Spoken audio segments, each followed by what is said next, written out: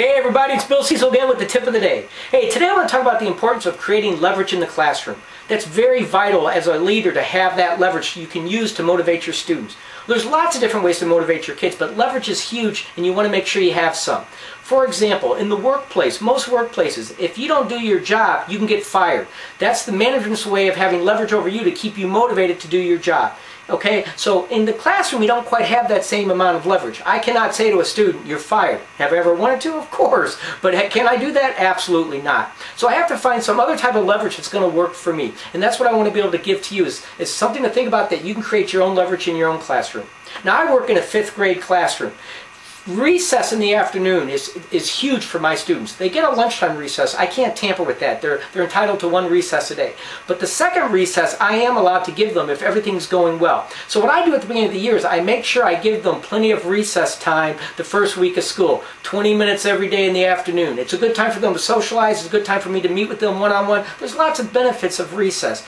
But this is something I give my kids the first week of school. But after the first week of school, then I make them earn it. It sounds terrible, but it's sort of like a drug dealer, right? I get them hooked on something, and then I come back, I give it to them free and get them hooked on it, and then I come back and say, now you got to pay for it. But that's sort of what I'm doing in my classroom in a much more positive way. Believe me, I'm not advocating drugs, especially drugs for kids. But seriously, I come into my classroom the first week of school, I give them the recess, now they love it, they look forward to it every afternoon at about the same time, and then the next week I say, now you have to earn it.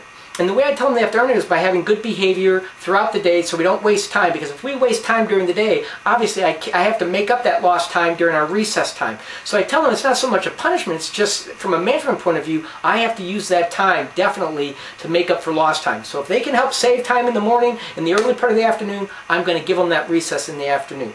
There's other types of, if your school, for example, doesn't do recess, there's other things you can do to create leverage in your classroom at any level. For example, Friday, gum day. Kids love to chew gum. In my classroom, they have to earn the right to chew gum on a Friday by having good behavior, not just one day, but throughout the entire week leading up to Friday.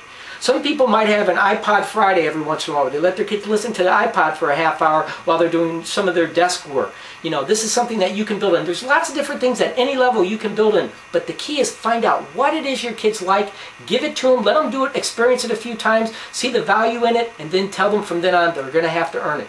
This is going to help you out. It's going to help give you something to keep your kids motivated and keep them working hard this year to have a great year in your classroom. Hey, remember, best year ever. You have the power to make it happen.